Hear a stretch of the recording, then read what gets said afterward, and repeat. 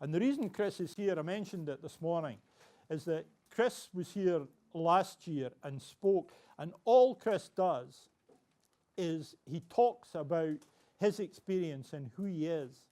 And what he does, I think, better than almost anyone else I've ever listened to, is he outlines clearly the banality of poverty. He doesn't talk about the drama, he talks just about that constant, unending sense of being hungry and a bit humiliated. He talks about that vulnerability to small events, not to big dramas, not to things that are going to finish up on the front page of the paper, and not even things that are going to finish up in the middle of the paper, but just things that are happening to children and young people every day. And sometimes we get stories from people who've been to the depths of addiction, who've been abused, who've been raped, whatever it happens to be, and had real drama. And Chris could come out with real drama. He's had some of that in his life. But essentially what he talked about last year was he talked about that, told that story, told who he was, told how things hadn't worked for him in his school, and he was very clear about that. And what Chris has managed to do is he's managed to grow into somebody, and I don't say that in a patronising way, but he's managed to grow into somebody who's actually become a really significant campaigner and a really significant voice in Scottish education. And people come along and give him evaluations and say he's wonderful. But the last year in Chris's life, since he's been here, hasn't been wonderful. And loads of people who were here last year who gave him their support, who gave him their warmth, and I don't think it's putting too fine a point on it to say who gave him their love, I think would like to hear about what's happened over that year, because there are some really, really powerful messages in it. But I think Chris can put these messages over as well, if not better than anyone else. So please, ladies and gentlemen, can you welcome Chris Kilkenny?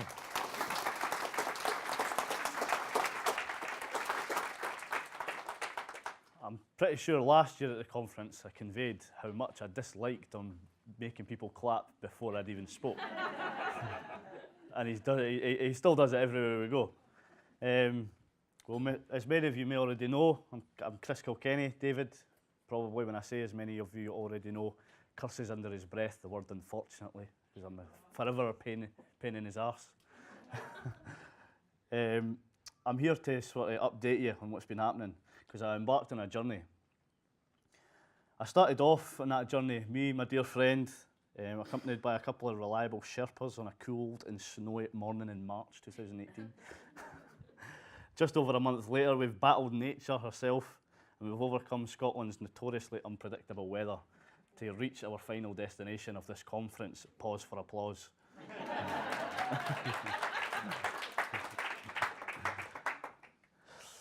It really started way back. I first done a creative conversation with David in Edinburgh, and I was going to talk about my story.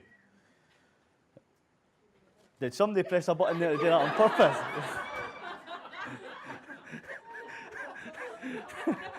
Has somebody got a button and click that? For the camera, it's raining outside, by the way. Just notoriously started. My journey started way back at my first creative conversation in Edinburgh. And I was asked to sort of share my story. I was scared to share my story. I was nervous. I was sitting in front of 100 educationalists, intellectuals, and I was going to tell them my personal story in the hope that it would help them understand what it was truly like to live in poverty. I feared simply that I wouldn't be heard. I feared that maybe the risk of revealing my true identity and story wouldn't have any impact at all. I also feared that I wouldn't get paid because I was poor. Do you know what I mean? I needed some money. I can confidently tell you now that I no longer have that fear. The first creative conversation was received so well, it took me by surprise. People were interested and they showed their desire to make changes to their schools, to their way of thinking. People instantly started thinking more personally about the young people that were in their schools and in their classes, and identified with my story. And they were thinking about the young people in their classes that might be going through some of the stuff that I was going through. They were willing to challenge their own practice. They were willing to identify flaws in practices that they were in the work that they were already doing.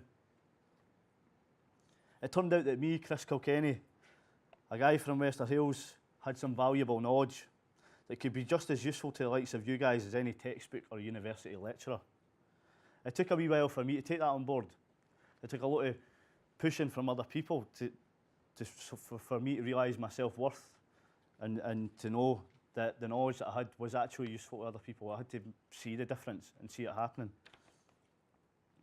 I began to realise and believe in the power that my insight could have because I knew I had a different perspective and I knew I had a voice that was different from many voices that teachers might hear in settings like this. I feel that my voice represents the stark truth of the effects that poverty can have. So what have I been up to since last year, you might wonder? I've been on a few adventures around the UK, speaking about my story, trying to have an impact with teachers, social workers, different local authority staff, civil servants, politicians and pupils. I've written an article for the tests, a chapter for a book that's on an Amazon bestseller list, but there was 38 other contributors, so I can't take all the claim for that. But still seeing my name published in a book, do you know what I mean? I've got a book in my house that I can open up and it says Chris Kilkenny at the top of it, do you know what I mean? I'm from Wester Hailes, I'm still living in a flat.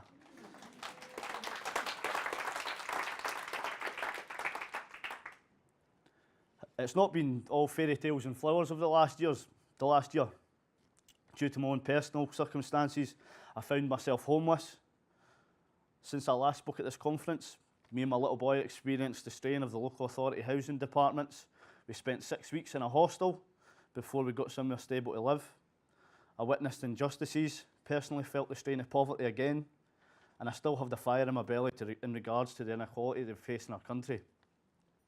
It's not, however, been all doom and gloom. Like I say, I've been on these great adventures across the UK, and recently I've had some great laughs. I was at a conference with David, and I bet he's probably dreading that I didn't mention this conference. Because I was at a conference with David recently, and his laptop wouldn't work. So he had to transfer all his stuff onto the tech guy's laptop. Now, the tech guy's laptop was obviously his personal laptop, right?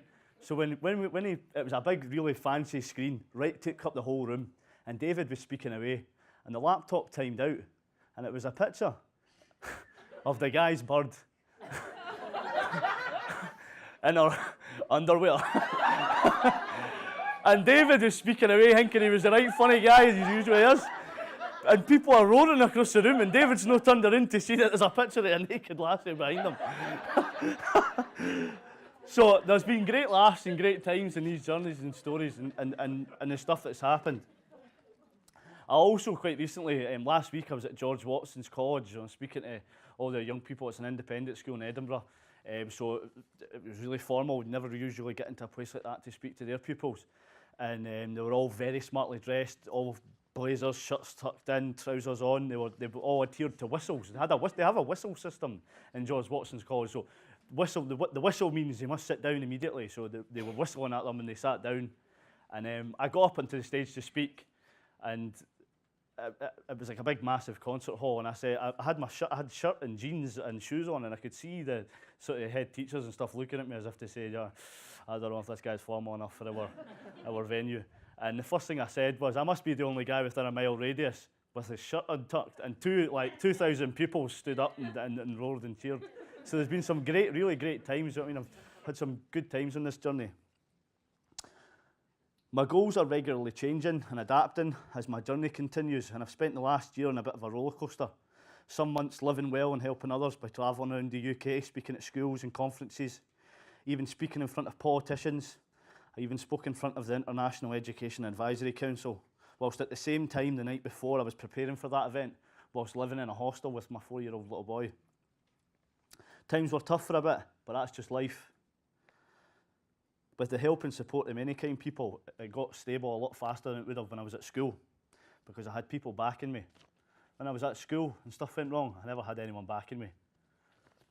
When stuff's went wrong now as an adult, I've had people behind me, and I've had people loving and supporting me. During these tough times, I've learned of even more flaws in the system, and in some ways I'm thankful because I feel that I'm well placed to go back and articulate these flaws to the systems that failed again. There's always a silver lining. That's what I've learned in life. No matter what's happened or what is happening, in the future, there'll be something you can take from it and turn into a positive. I remain as dedicated as ever in the fight for equality for all, and I'll keep telling my story and keep engaging and helping whoever feels that what I have to offer is of use. I personally hope to go on and complete a degree at university in the near future, hope to see my own son flourish and have a happy childhood, hope to continue to be given platforms and opportunities to be heard, because I truly believe that what I have to say is worth listening to and can represent many others. I hope to continue to see people like you guys going the extra mile for your young people, because every time I see or hear a story of a great relationship formed or a group of young people given an extra chance, it genuinely tops up my faith in humanity. So keep going, keep plugging away, because like I regularly say, it's the persistence of the river that breaks the rocks, not that one burst of power. Most of all, I hope to see the lives of those in poverty improve, and so should we all, because every time they get hit, it should feel like we get hit too. We're all family in my eyes, and in every city, in every community, in every school, it should be okay to ask your neighbours for help. So that's my plea to you this year. That's my update. I want you to find ways to innovate and try and create that ethos within your school, within your community, that it's okay to ask for help. Try and break down the barriers and the stigma. John Swinney said at a conference last year that the difference between hope and hopelessness was, for young people, is a quality education. I simply say that it's just one person who cares. It's pretty much become a tradition for me to finish my talks, and I've been using this poem, and many of you have heard the poem, because I ain't got a pencil. But I'm not going to tell that poem today. I wrote my own poem. I've not given it a name yet. I just finished it last night. Hungry I always was, but said I never did. Dirty I always felt, but the smell never rid. I stood alone and cold, no friends, young or old. To me that would have been worth more than silver and gold. My mum was never there, though tell I didn't dare. She couldn't help at school, I needed someone there. A teacher could have helped, a friend or someone there. I guess all I'm asking is for someone to care. I'm just going to finish up there, guys. Thanks very much.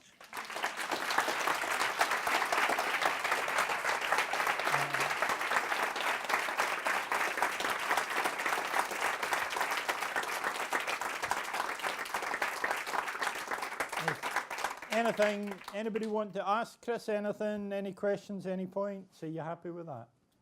You happy just to hear that? I can sit down now, eh? I mean, you have no idea, actually, how emotional and proud that makes me. And I'm the reverse of Chris's coin, right? I knew from the outset that Chris had the ability to be something and do things, even though he was a pain in the arse. And frankly, still is. Right? And but I have to say that, because Chris and I are locked in this macho struggle where we cannot admit to each other that we're in a bromance. So we have to spend our lives slagging each other off while he tells the story about that flippin' woman in her scanties that came up behind me in a prison. I mean, it was a total ambush. How was I supposed to know that that was going on? So, but the feelings that I have now are the feelings that you guys should have. And moving from just thanking Chris to trying to sum up the conference, I think he's captured so much of it. And it's that sense that we're at our best when we know that we've turned the light on for children. Where we know that we've held up that mirror, and I think if I didn't say it in the session this morning, I probably said it in one of the workshops, where we've held up that mirror in which a child sees a better reflection of themselves than they can see in their own. When in McIlvanny's terms, in his poem, that despite the terror of time's undertow, we have madly tried to dream ourselves a beach. That's what McIlvanny talks about. He talks about that sense of the terrors and the uncertainties and the burdens that we all have on us, and having that courage to dream ourselves a beach. Suzanne today talked about Carol Craig's book and talked about Scotland as a nation affected by ACEs. And I've come back and challenged that. It's from this country that the song Freedom Come All Ye came. And the last verse in that song, which again I've used before, come all ye acquaint with freedom, never heed what the hoodies croak for doom. In our house all the sons of Adam will find breed, barley brie and painted room. And that whole sense of how Scotland wishes to define itself as a country, for me, is captured in these words. It's the courage that we need to have to dream that we can be better, that we can make that change, and we can create what we talked about earlier today as that culture of kindness and mutual regard. When Chris talked about that today, open up the doors to the request for help. Make it all right to be who you are. Make it all right for children to be who they are, but only ever as a starting point. Take the message that we tried to give in one of the workshops this morning, that the key thing that we need to do is to shatter the relationship between performance, ability, and potential. And again, I talked about this in my workshop. I'm summing up this whole conference as if it was entirely based around my 2 workshops. But it's good to know that I'm in therapy for that. That's true. But that's what we're in danger of doing, that we ask children to perform in a test.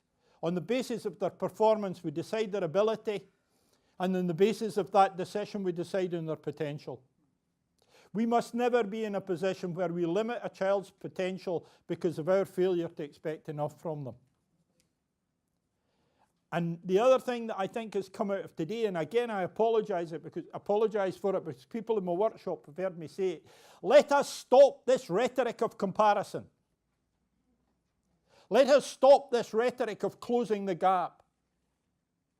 The reality, and again I've said this earlier today, the reality is that in a norm reference system, some children will always come at the bottom and some will come at the top. That's how it's supposed to work.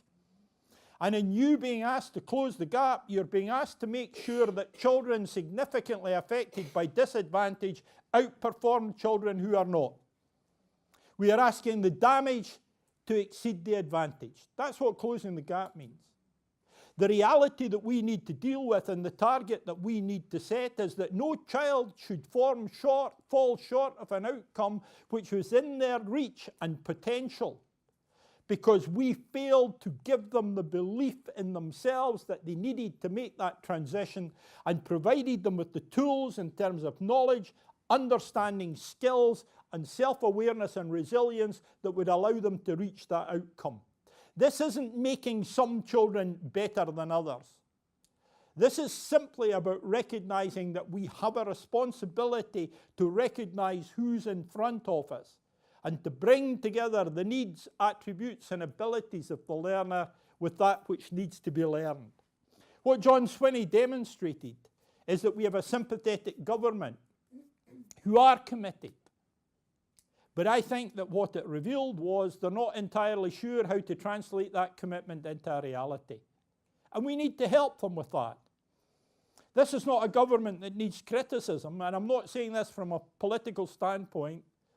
This is a government that needs support. We need to come back with the challenges. We need to get them to recognise that it's not structures that hold us back, it's national assessment. That it's not the curriculum that restrains our teaching, it's the exams. It's not about structures all the time. Sometimes it's about accountability. And we spend so much of our time trying to second guess what's expected of us from local authority QIOs. Isn't it interesting how many local authorities have managed to lose support functions but retain accountability functions? That there might not be anybody around to give you a hand, but there'll somebody be able to come around and tell you need one. And that's a serious point. You know, and I do not make these points as an excuse. I do not make these points as an excuse. I make these points because I think it's necessary for us to recognise what the changes in culture are that we need to make. I think we need to recognise the power of the argument. And one of the things that Suzanne does, and did it today particularly well, is to say, let us arm ourselves with the language of the irresistible argument. So let us arm ourselves with the knowledge of the science, of the research, so that when we debate on their terms as well as our own. That we do not simply go in armed by passion and ambition, but we go in armed by knowledge and understanding. That we make a case in language that is overwhelming and irresistible. And above all, that we do what Chris has asked us to do, which is to sustain that argument in the way we live our lives and practice our function. But I would also hope that you would take away from today a sense that this is not about best practice. God forbid. And again, I've said this to some of you before, but I am so up to here with best practice. And I will ask you the question that often asked.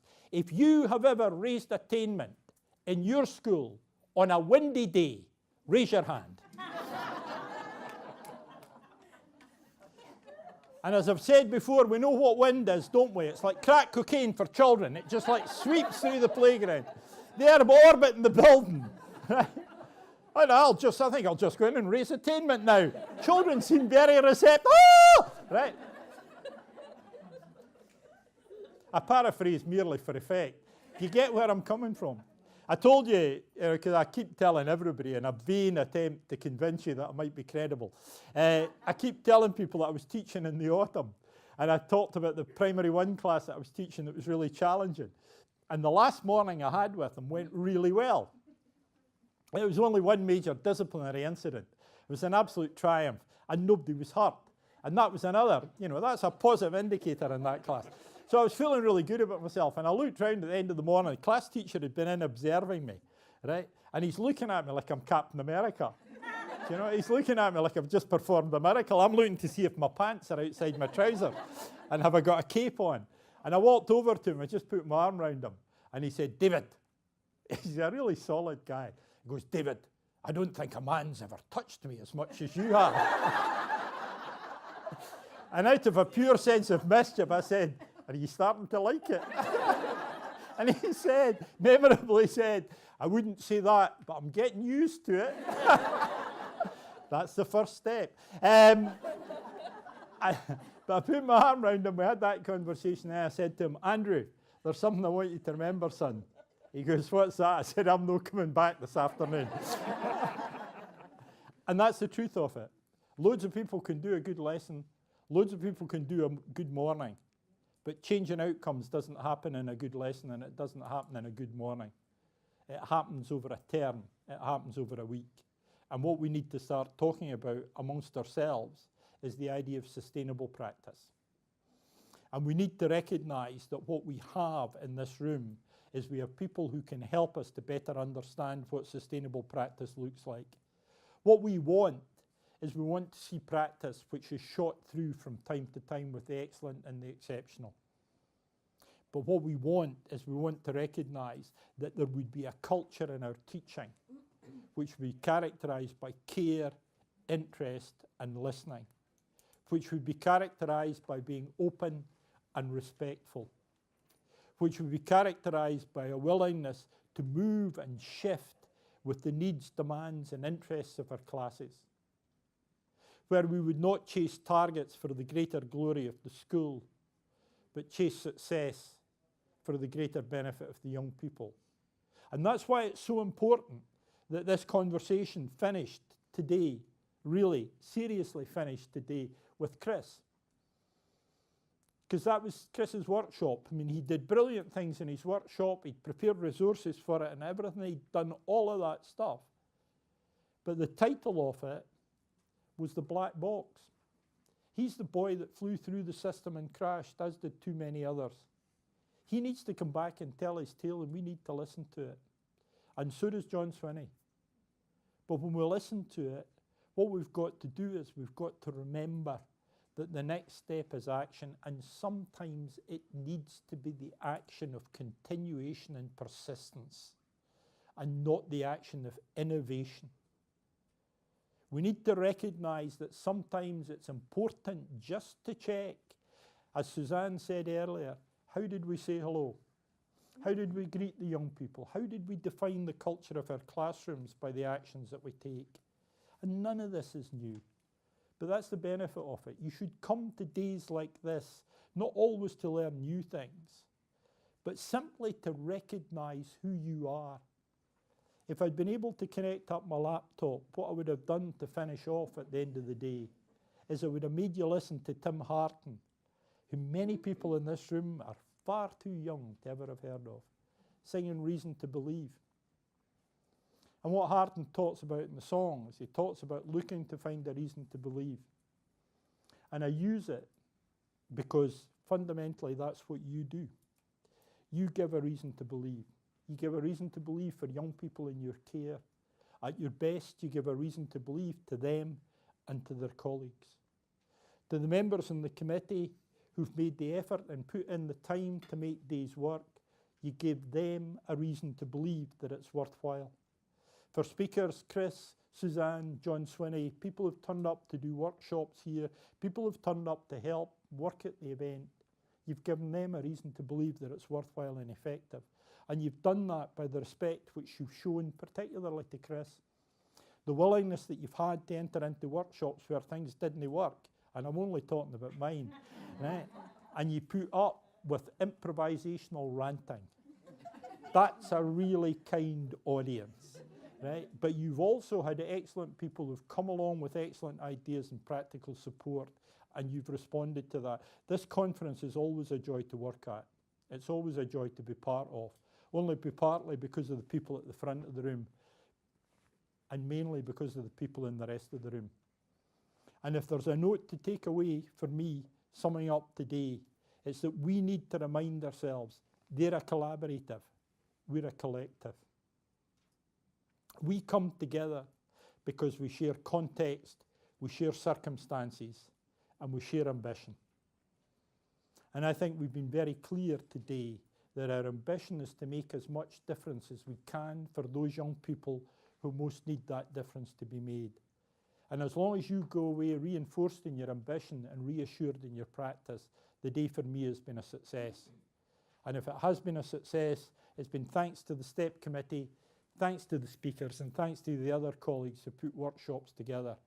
But again, this doesn't happen unless we get the choir, unless we get people turning up. Go home.